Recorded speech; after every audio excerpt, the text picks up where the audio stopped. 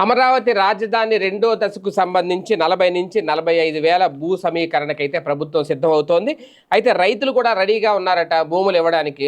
సర్కారుదే waiting ఇక్కడ ఏం చేయాలి ఏంటి అనేది. అంటే ఎలా సేకరిస్తారు ఏంటి అనేది.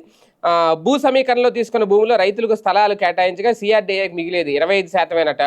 విమానాశ్రయం అలాగే స్మార్ట్ ఇండస్ట్రీ స్పోర్ట్స్ సిటీలకు 10,000 ఎకరాలు కావాలంటే 40,000 ఎకరాల సమీకరణ జరగాలి.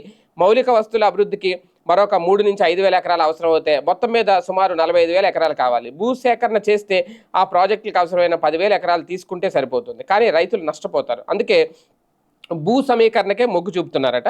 గ్రామాల్లో ప్రజాభిప్రాయ సేకరణ ఆల్రెడీ జరుగుతుంది. మరో 15 రోజుల్లో పూర్తిగా స్పష్టత వస్తుందని మంత్రి చెప్పారు. చంద్రబాబు అప్పట్లో దూరదృష్టితో హైదరాబాద్లో శంషాబాద్ ఎయిర్పోర్ట్కి 5,000 ఎకరాలు కేటాయించారు. 5,000 ఎకరాలు ఎందుకు, బేగంపేటలో ఉన్న ఎయిర్పోర్ట్ చాలదని అప్పట్లో కొందరు విమర్శించారు. శంషాబాద్ ఎయిర్పోర్ట్ నిర్మించకపోతే ఇప్పుడు అక్కడికి వస్తున్న విమానాల్లో 10% కూడా బేగంపేటలో దిగలేవు. పెట్టుబడిదారులు వచ్చేవారు కాదు. పెట్టుబడులు రావాలి అంటే అంతర్జాతీయ విమానాలు దిగేలా ఉండాలి. అందుకే అమరావతిలోనూ 5,000 ఎకరాల్లో ఎయిర్పోర్ట్ నిర్మించాలి అని చెప్పి సీఎం ఆదేశించారు అనేది. ఏది ఏమైనా పెద్ద వ్యూహంతోనే ముందుకు వెళ్తున్నారు. పెద్ద ప్లానింగే.